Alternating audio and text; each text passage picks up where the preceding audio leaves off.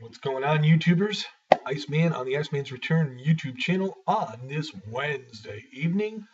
My thoughts are out there for Andre CORBEIL, who is right now laying in a hospital bed, oxygen, hooked up to a lot of monitors, collapsed lung, ribs, and whatnot. Get well soon, my friend.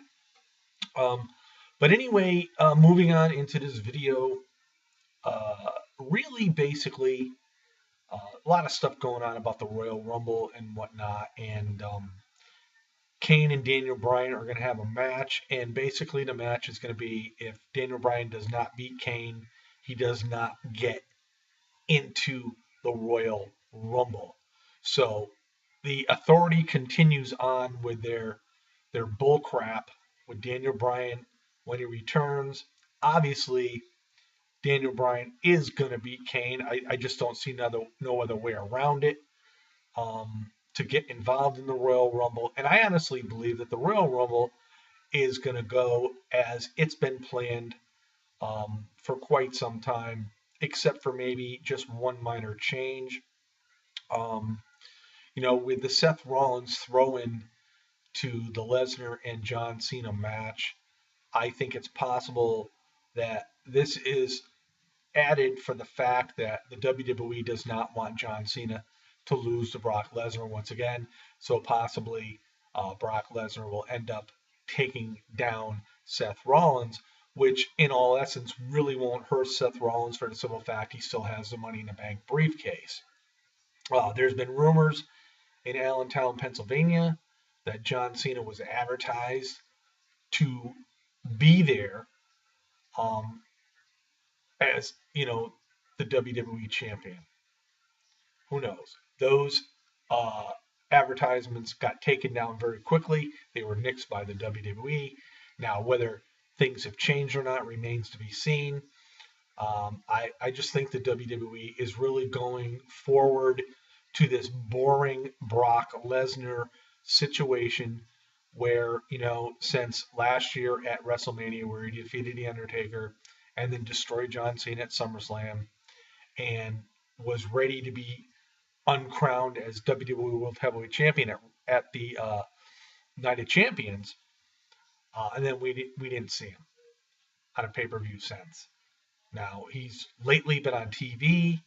Uh, there's just been, usually with the WWE, they'll make everybody look strong at one point, but really, usually for the most part, the person that is looking strong on the last show prior to the pay-per-view usually is not the one that wins.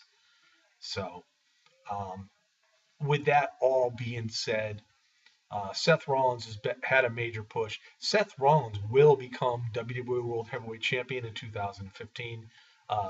There's no doubt about that, but it won't be till after the Brock Lesnar era is over. Um, and I honestly do believe that.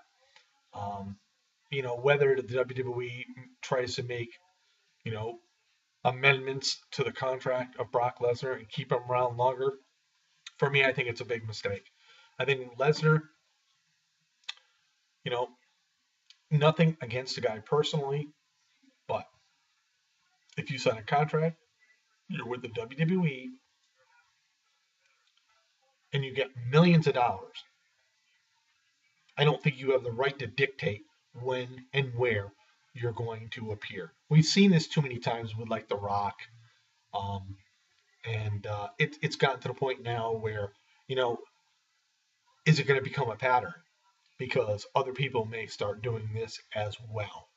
So I think the WWE needs to nix this now, nip it in the bud, end it, and just go on and just push your younger stars. No doubt about it. You need to do that. I think right there, along with Seth Rollins, is Dean Ambrose, and of course, Dolph Ziggler is another one.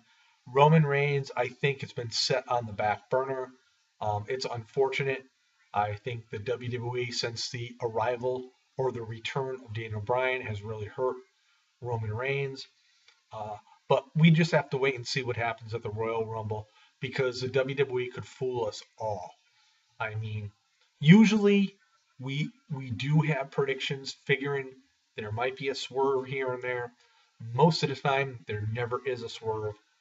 Maybe there will be this time around, but I do think, regardless of what happens at the Rumble, then you have the following month's pay-per-view, Fastlane, which for me, I have no interest in it whatsoever, especially if Brock Lesnar does retain the title and he is WWE World Heavyweight Champion.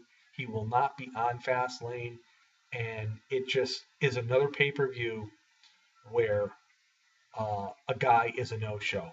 Um, I liked what John Cena said on Monday Night Raw. I'm going to win the Rumble. I'm going to take the title. I'm going to go home until the Authority decides to bring back Rowan, Ryback, and Ziggler. Excuse me. And I think that was a great storyline.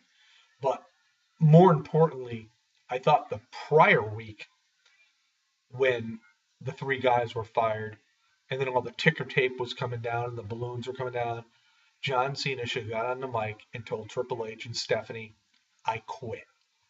If those guys are fired, I quit. That would have made even a better storyline. But then again, I'm not the creative team of the WWE. I'm not Vince McMahon. I'm not Triple H, and I'm not Stephanie McMahon.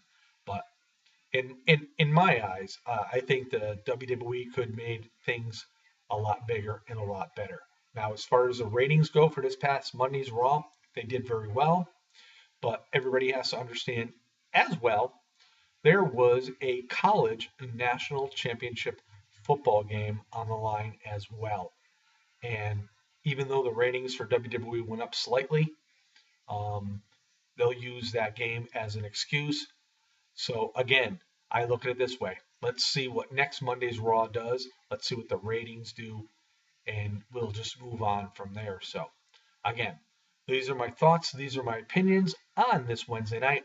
Andre, if you're watching, get well, my friend, man. You're truly a phenomenal person. You're the one who really has inspired me to stick around here a little longer here on YouTube, but to see you in that hospital bed, and I've been there before, my friend, and I know it's not very pleasant. And I wish you a speedy recovery, and can't wait to talk to you. Peace out, everybody. This is the one and only Iceman on the Iceman's Return YouTube channel.